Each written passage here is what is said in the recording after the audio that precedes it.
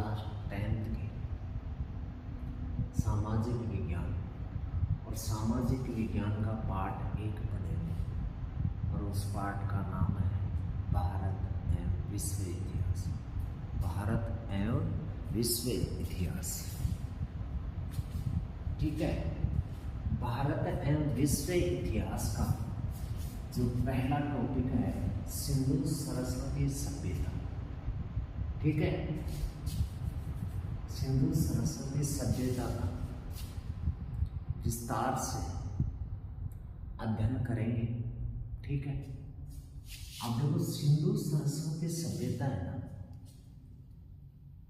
सिंधु और सरस्वती नदी के उपजाऊ मैदानों में भारत की प्रथम नगरीय सभ्यता का उदय हुआ।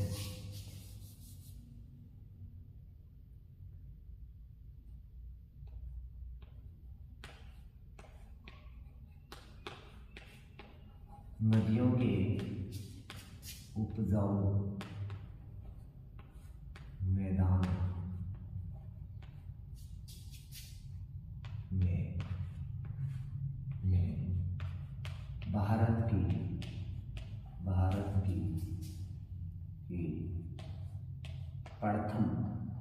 प्रथम नगरीय सभ्यता का विकास हुआ। सभ्यता का विकास हुआ, क्लियर। सभ्यता का विकास हुआ कि इसलिए सिंधु सरस्वती सभ्यता को भारत की प्रथम नगरीय सभ्यता कहते हैं। क्यों कहते हैं कि सिंधु और सरस्वती नदी के उपजाऊ मैदानों में भारत की प्रथम नगरीय सभ्यता का विकास हुआ, ठीक है। सिंधु सरस्वती सभ्यता क्यों कहा जाता है? इस सभ्यता को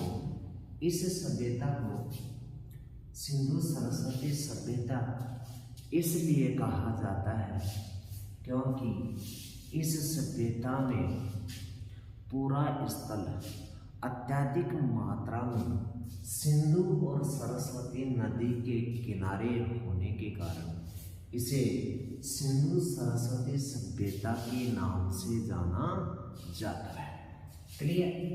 अब इसके बाद में आता है इस सभ्यता का वर्तमान नाम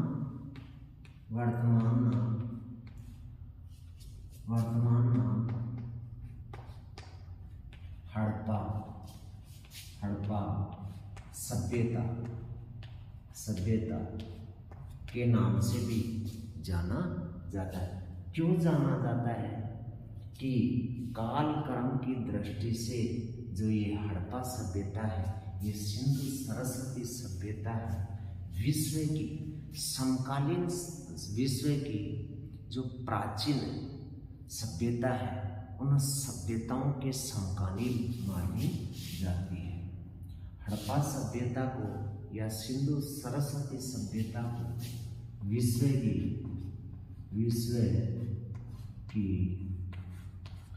प्राचीन सभ्यताओं के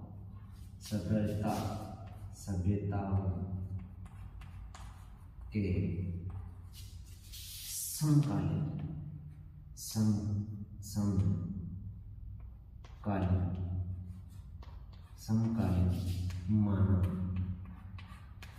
जाता है। क्यों माना जाता है? कालक्रम की दृष्टि से सिंधु सरस्वती सभ्यता को विश्व की प्राचीन सभ्यताओं के समकालीन माना जाता है। जैसे मिस्र की सभ्यता है, मेसोपोटामिया की सभ्यता है, उन सभ्यताओं के समकालीन माना जाता है, ठीक है। अभी इसके बाद में 1861 में भारतीय पुरातत्व विभाग की स्थापना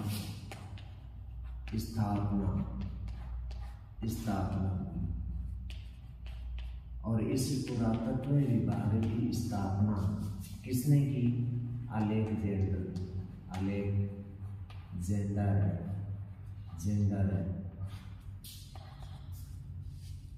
कनिंघम। अलेक्जेंडर कनिंघम ने इस भारतीय पुरातत्व विभाग की स्थापना किसने की? अलेक्जेंडर कनिंघम को भारतीय पुरातत्व विभाग का जनक कहा जाता है। किसको? अलेक्जेंडर कनिंघम को भारतीय पुरातत्व विभाग का जनक कहा जाता है। 1902 में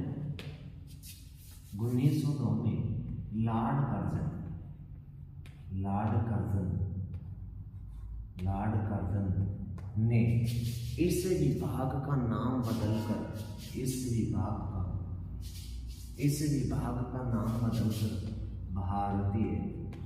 भारतीय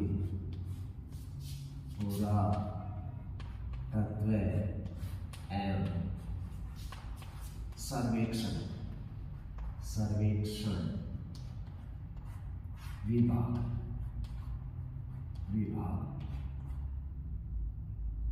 कर दिया। भारतीय पुरातत्व सर्वेक्षण विभाग कर दिया। किसने? लॉर्ड कर्जन ने। इस भारतीय पुरातत्व विभाग का नाम परिवर्तित कर क्या नाम रखा? भारतीय पुरातत्व एवं सर्वेक्षण विभाग। इस सर्वेक्षण भारतीय पुरातत्व एवं सर्वेक्षण विभाग के अध्यक्ष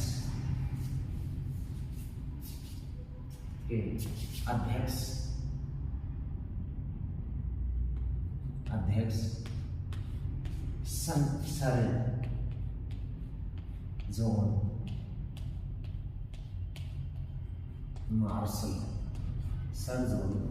मार्शल को बनाया। सर जॉन मार्शल को इस पुरातत्व विभाग का अध्यक्ष बना। कब से लेकर कब तक बना? 1902 से 1928 तक। 1902 से लेकर 1928 तक भारतीय पुरातत्व एवं सर्वेक्षण विभाग का अध्यक्ष सर जॉन मार्शल 1902 से 1928 तक अध्यक्ष रहा। सर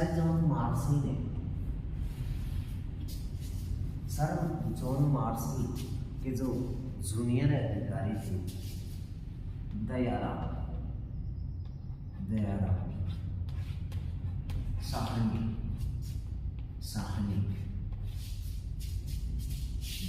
साहनी को 1920 में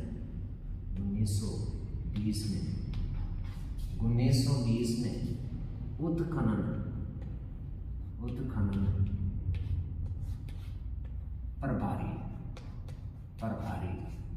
प्रभारी बनाया।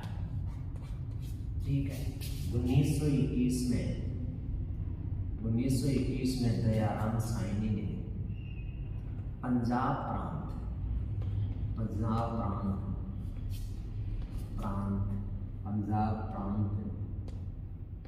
में हड़प्पा स्थल की खोज की। 1921 में पाकिस्तान का पंजाब प्रांत था, वहां से दयाराम साहनी ने हड़प्पा स्थल की क्या कर ली? खोज कर ली। ठीक है। इसके बाद में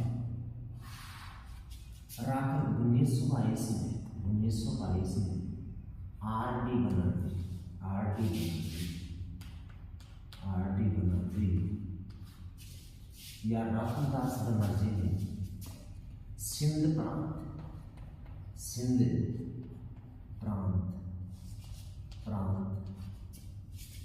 के मोहनजोदड़ो,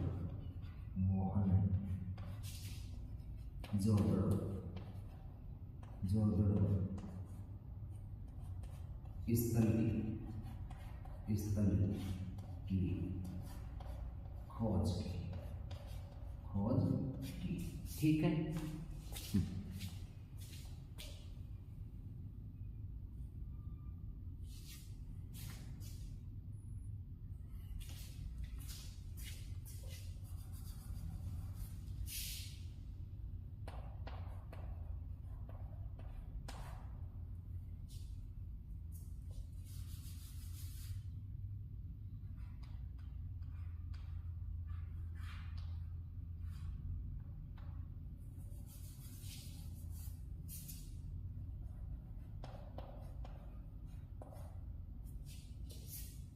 ठीक है। दयाराम साइनी ने 1921 में पंजाब प्रांत के हड़प्पा स्थल की खोज की।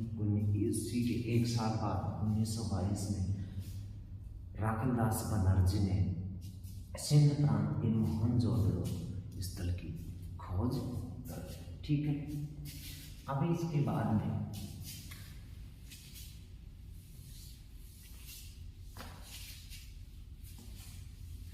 अब इनका विस्तार क्षेत्र देखें। सिंधु सरस्वती सभ्यता का विस्तार क्षेत्र ठीक है। विस्तार क्षेत्र यदि देखें तो इस प्रकार का विस्तार क्षेत्र है।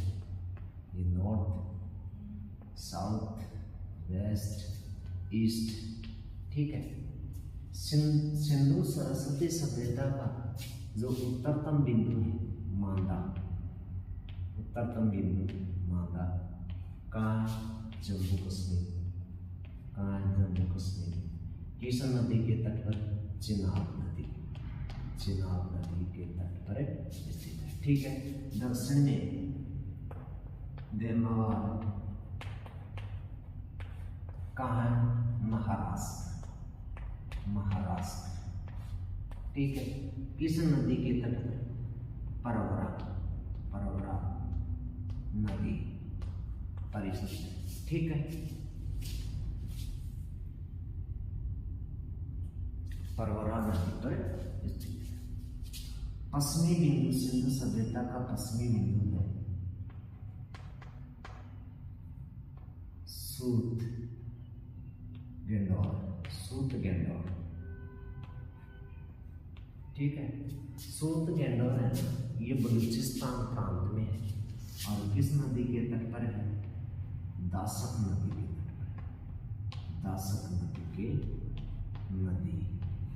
के तट पर स्थित है। पूर्वी बिंदु है उत्तर प्रदेश का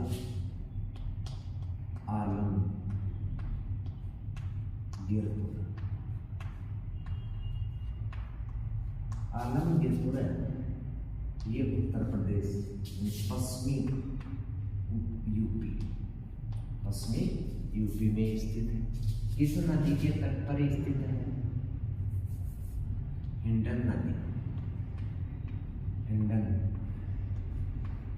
नदी के तट पर स्थित है। सिंधु सरस्वती सभ्यता का क्षेत्रफल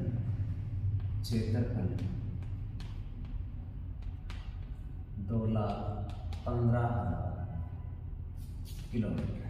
2,15,000 किलोमीटर। सिंधु सभ्यता की उत्तर से दक्षिण की लंबाई 1400 किलोमीटर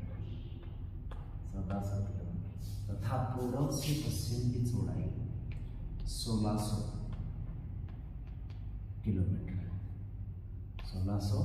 किलोमीटर। यदि सिंधु सरस्वती सभ्यता का आकार पूछे ना तो विषम कोणीय चतुर्भुजाकार है। सिंधु सरस्वती सभ्यता का आकार विषम कोणीय चतुर्भुजाकार। ठीक है। अब इसके बाद में सिंधु सरस्वती सभ्यता के जो पूरा स्थल है कहाँ से मिले? सिंधु सरस्वती सभ्यता के पूरा स्थल कहाँ से प्राप्त?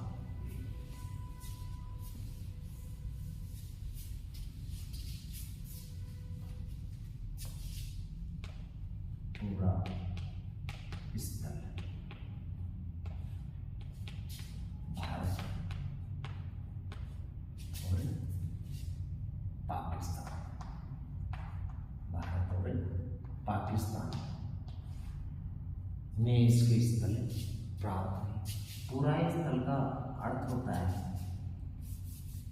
उस स्थल को कहा जाता है जहां औजार कोमा बर्तन कोमा इमारतों का साक्ष्य प्राप्त हो। साक्ष्य प्राप्त भारत के अंतर्गत आते हैं पंजाब पूरा स्थल बता रहा हूँ। भारत में कौन कौन से पूरा स्थल प्राप्त है? सिंधु सरस्वती सभ्यता, पंजाब, हरियाणा,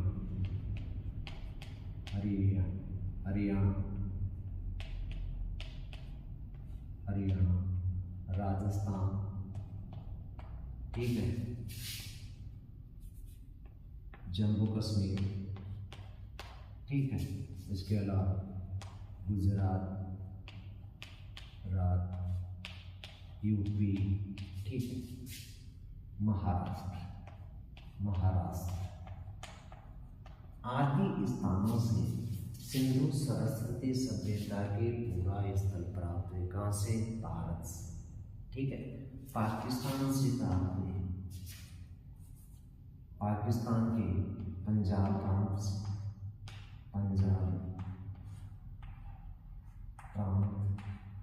ठीक है, पंजाब प्रांत से सिंध प्रांत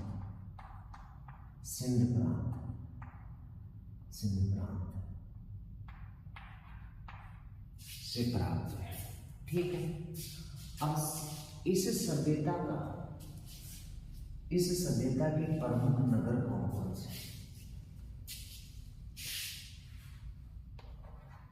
प्रमुख नगर सिंधु सरस्वती सभ्यता के प्रमुख नगर राखीगढ़ी,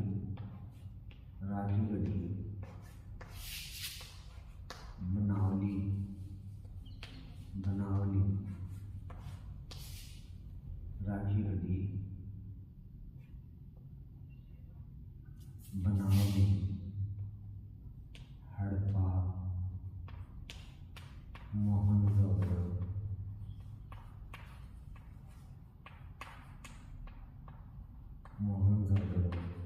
ठीक है,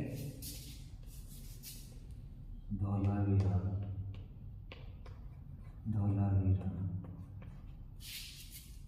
ठीक है, कालीबंगा,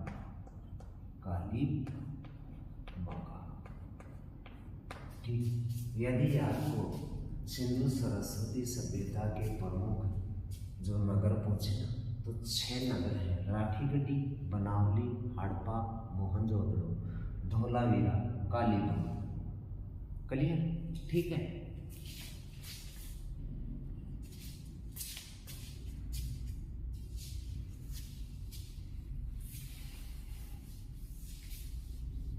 क्लियर?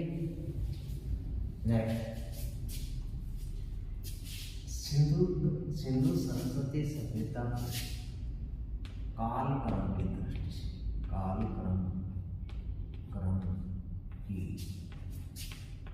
दृष्टि से,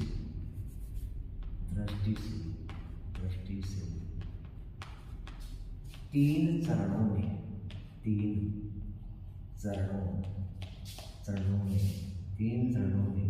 विभाजित किया। 3 चरण कौन कौन से थे? प्रारंभिक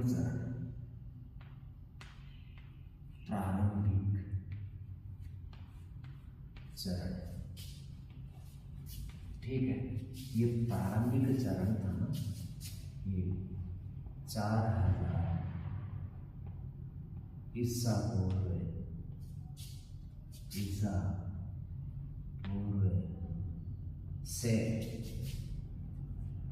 3200 ईसा पूर्व, 4000 से 3200 ईसा पूर्व। ठीक है, इस चरण में जो प्रारंभिक चरण था, इस चरण में प्रथम कृषि संस्कृति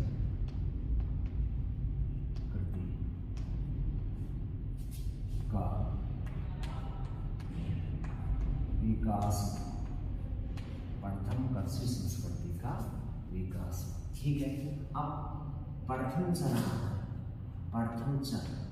प्रारंभिक चरण की बात कर रहा हूं। प्रथम चरण का काल 4000 BC से 2600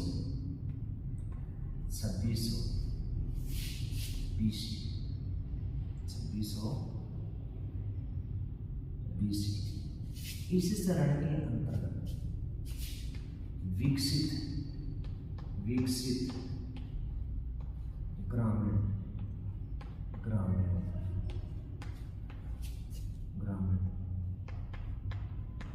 संस्कृति का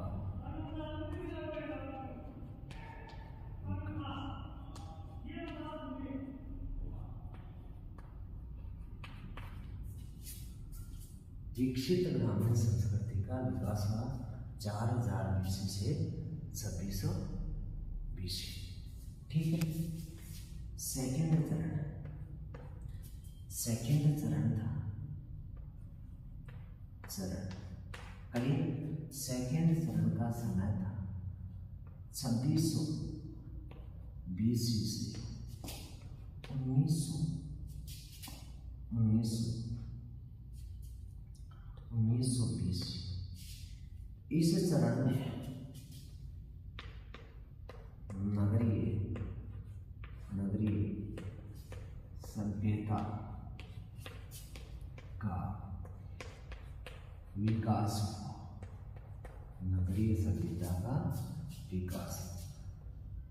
तीसरा चरण आता है उत्तरकाल।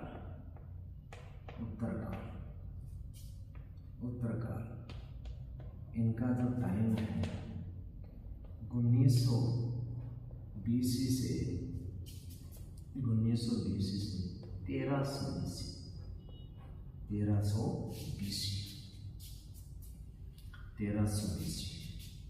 इस काल के दौरान नगरीय सभ्यता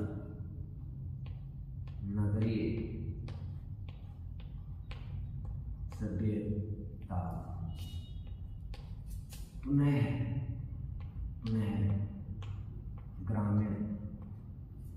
ग्रामीण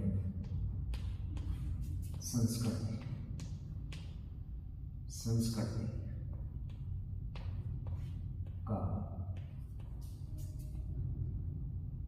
रूप ले लिया और इसी काल के दौरान नगरीय सभ्यता का पतन हो गया।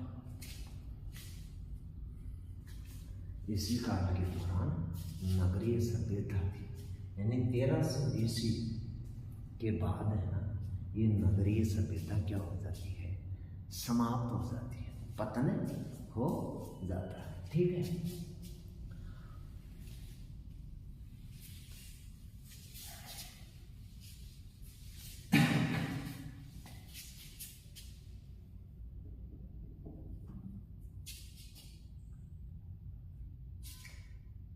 सिंधु सरस्वती सभ्यता है,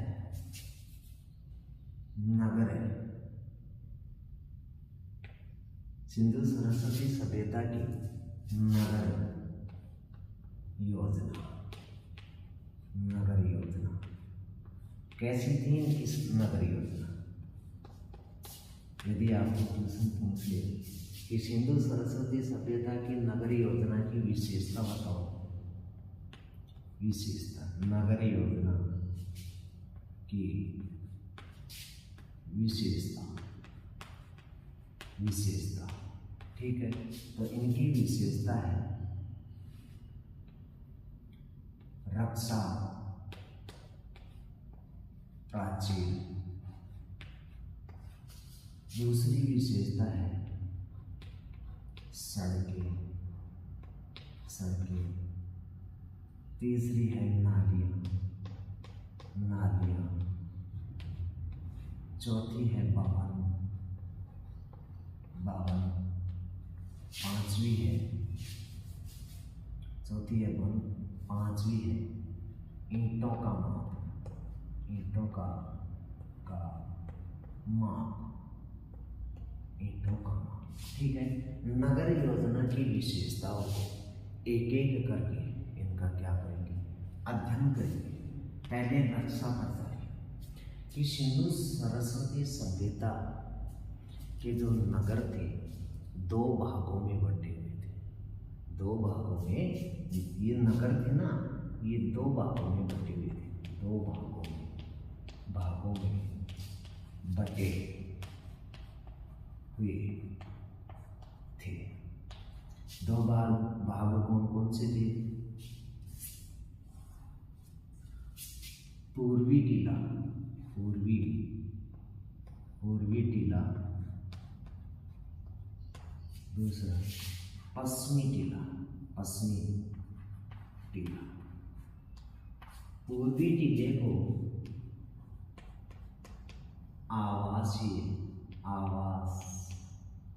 आवासीय क्षेत्र कहा जाता है, ठीक है।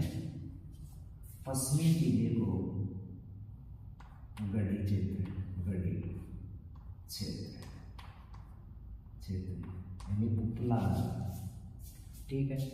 इन नगर, ठीक है, दो भागों में बटी हुई थी और इन नगरों के चारों ओर जो सिंधु सरस्वती सभ्यता के नगर थे, इन नगरों के चारों ओर एक रक्षा प्रचार, क्या थी? रक्षा प्रचार यानी सुरक्षा के लिए एक दीवार खींची गई थी, ठीक है। और इसी दीवार पर बुर्ज बने हुए थे, इसी दीवार पर बुर्ज बने हुए थे, क्लियर, ठीक है। तो नगर के दो भागों में बटे हुए थे, पूर्वी टीला, पश्चिमी टीला। पूर्वी टीले को आवासीय क्षेत्र कहा जाता है, पश्चिमी टीले को गढ़ी क्षेत्र कहा जाता है या उपला नगर कहा जाता है, ठीक है। इस आवासीय क्षेत्र में, आवासीय जो क्षेत्र था, आवासीय क्षेत्र में सामान्य कौन निवास करता था? सामान्य नागरिक, शिल्पकार,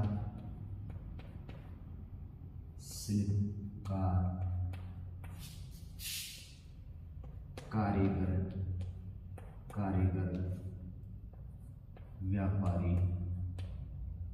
व्यापारी और श्रमिक,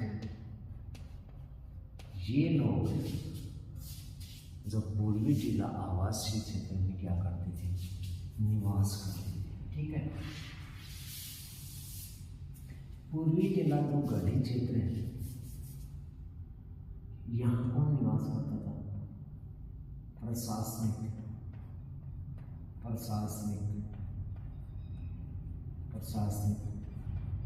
वर्ग, ठीक है। इसके अलावा सार्वजनिक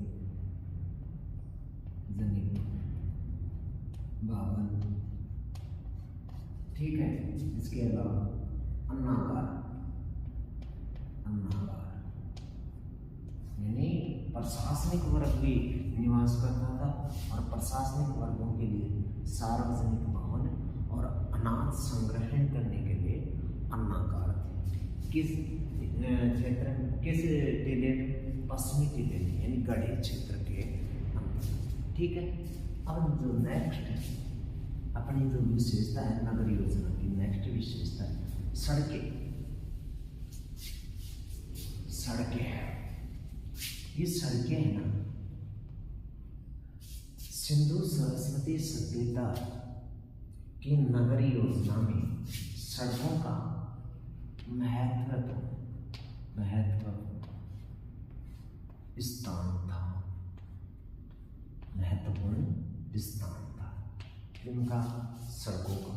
इसमें सिंधु सरस्वती सभ्यता के नगर योजना में सड़कों का महत्वपूर्ण स्थान था। क्लियर, ठीक है। मोहनजोदड़ो की सड़कें, और जो ये सड़कें थी ना, जो मुख्य सड़कें,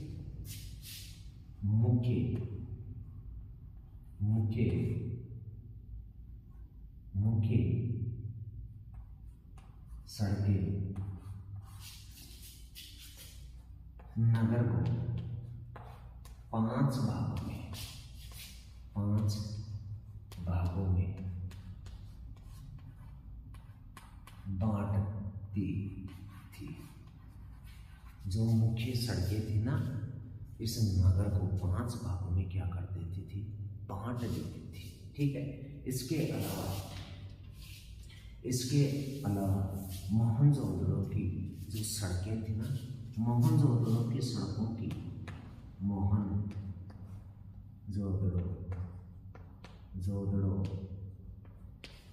की सड़कों की चौड़ाई थी 9.15 मीटर तथा गलियों की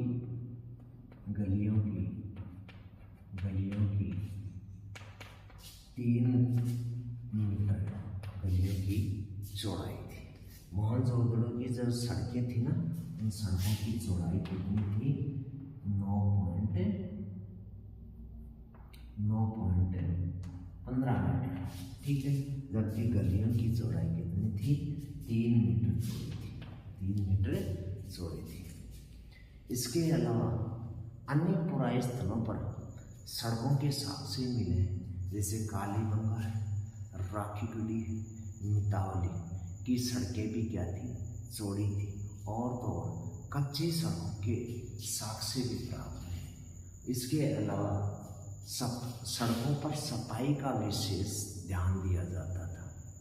सड़कों पर जो सफाई का था ना, इस सिंधु सरस्वती सभ्यता में सड़कों पर सफाई का विशेष ध्यान दिया जाता था। कूड़ा कचरा या कूड़ा करकट को रखने के लिए, डालने के लिए सड़कों पर कूड़ादान रखे गए थे। ठीक है। सफाई पर विशेष ध्यान दिया गया। अब तीसरी विशेषता आती है नाली। सिंधु सरस्वती सभ्यता में नगर योजना में जो नालियां थी ना, विकसित जल निकास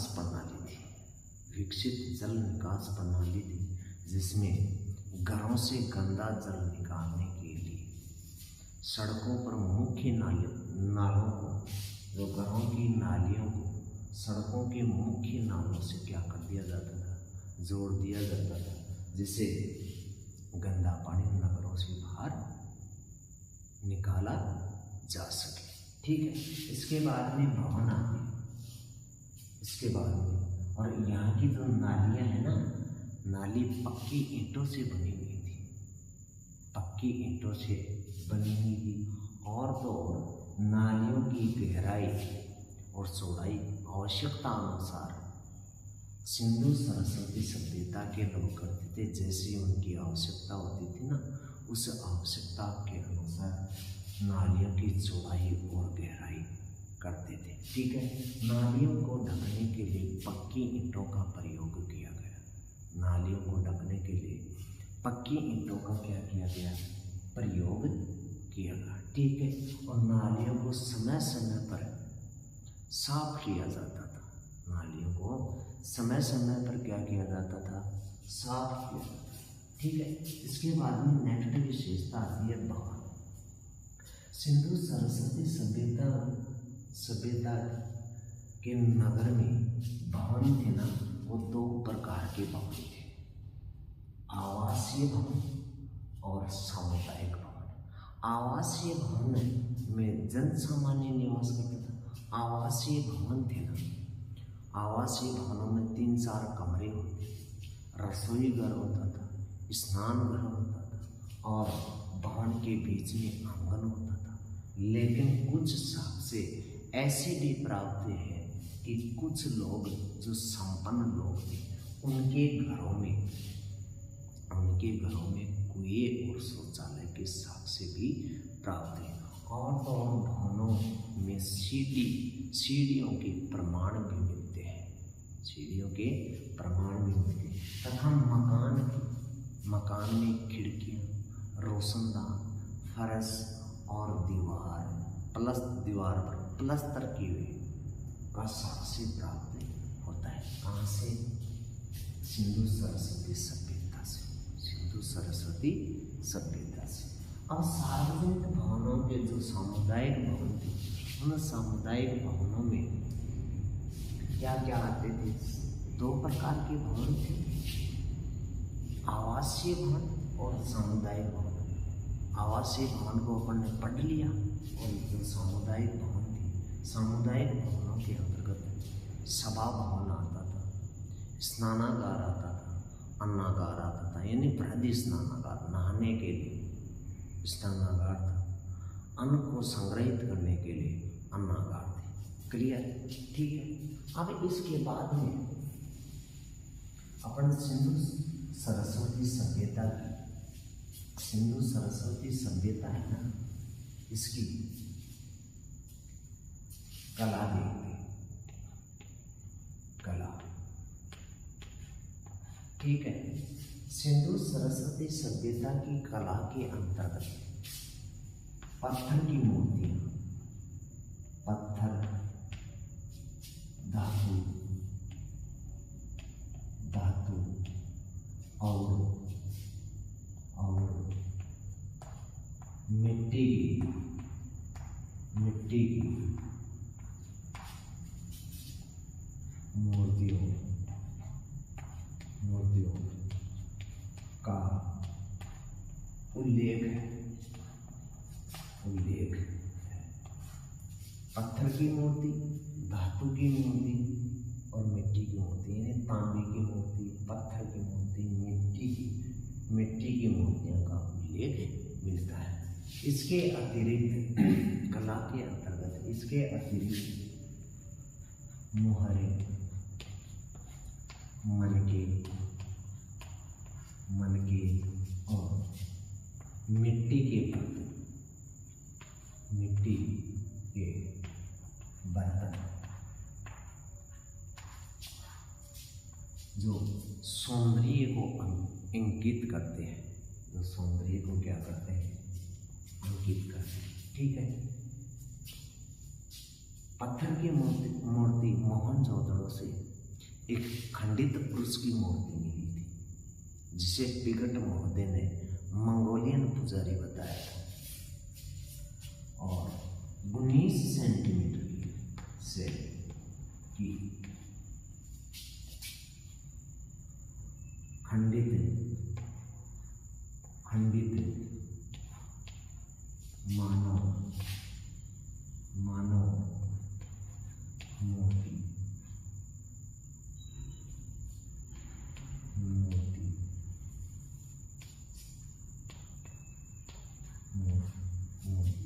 जो तिप्तिया यानी 3 पत्ती से युक्त, तिप्तिया से अलंकृत युक्त सोल ओढ़े हुए है। यानी कहने का मतलब कि नीमों की पत्तियों की छाप की सोल ओढ़े हुए है और उसे मंगोलियन पुजारी ये कहाँ से प्राप्त हुई?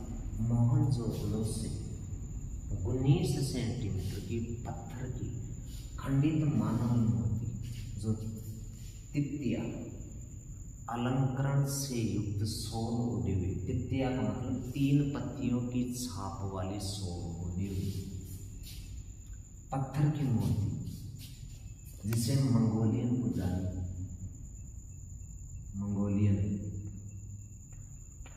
पुजारी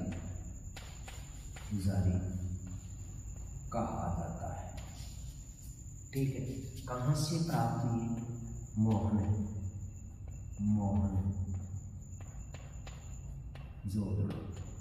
मोहनजोदड़ो से मूर्ति प्राप्त हुई। मोहनजोदड़ो से कांसे की नर्तांगना की मूर्ति प्राप्त हुई। मोहनजोदड़ो से ही कांसे की नर्तांगना की मूर्ति प्राप्त हुई। मोहनजोदड़ो से ही मंगोलियन पुजारी की मूर्ति प्राप्त हुई। ठीक है, कला के अंतर्गत है ना अनेक मूर्तियां प्राप्त हुई, जैसे पुरुष, स्त्री, पशु पक्षियों की मूर्तियों का भी यहाँ से साक्ष्य प्राप्त हुआ है। पुरुष, स्त्री, पशु पक्षी की मूर्तियों का साक्ष्य प्राप्त हुआ। और मानव की मूर्तियाँ जो आभूषण और वस्त्र युक्त मूर्तियों के भी क्या मिले हैं? साक्ष्य मिले। ठीक है, इसके अलावा कुछ पशु पक्षी की भी मूर्तियाँ मिली हैं, जैसे बैल है, भेड़ है, बकरी है, कुत्ता है, हाथी है, सुअर है, मोर है, बतख है, तोता है, कबूतर आदि की भी मूर्तियों का क्या मिलता है? उल्लेख मिलता है। अब कला के अंतर्गत मूर्तियाँ पढ़ ली। ठीक है, अब हम मोहरे देखते हैं। मोहरे, ठीक है, सिंधु सरस्वती सभ्यता की कला में मोहरों का महत्वपूर्ण स्थान है। यदि कला में पूछे ना कि सिंधु सरस्वती सभ्यता की कला में महत्वपूर्ण स्थान किसका है? मोहरों का महत्वपूर्ण स्थान मोहरों का है। स्थान किसका है? मोहर। ये मोहरे थी ना, ये दो प्रकार की थी, चौकोर और आयताकार। दो प्रकार की मोहरे थी। लेकिन यदि एग्जामिनर क्वेश्चन कर ले कि सर्वाधिक लेख युक्त मोहरे कहाँ से प्राप्त हुई, तो आपको करना है हड़प्पा से। और सर्वाधिक मोहरे कहाँ से प्राप्त हुई, तो आपको बताना है मोहनजोदड़ो। क्लियर? ये सर्वाधिक लेख युक्त मोहरे, लिखी हुई मोहरे कहाँ से प्राप्त हुई? हड़प्पा से। और सर्वाधिक मोहरे कहाँ से प्राप्त हुई? वो मोहनजोदड़ो से। तो मोहरे दो प्रकार की थी, चौकोर और आयताकार। इन मोहरों पर सूक्ष्म उपकरणों से, जो ये मोहरे थी ना, चौकोर और आयताकार मोहरे थी ना, उन पर सूक्ष्म उपकरणों से पशु पक्षी, देवी देवता और लिपि का उत्कीर्ण किया गया। सूक्ष्म उपकरणों से, इन मोहरों पे सूक्ष्म उपकरणों के द्वारा पशु पक्षी, देवी देवताओं और लिपि का अंकन किया गया। आपने देखा नहीं कि पाशुपति शिव की मोहर, जिसके दाएं और बाएं दो पशु हैं, सामने हिरण है, 7 लिपियां लिखी हुई, तो सूक्ष्म उपकरणों से ये लिखी गई मोहरें थी। क्लियर दोस्तों? ताकि वीडियो लंबा ना हो। ठीक, ओके।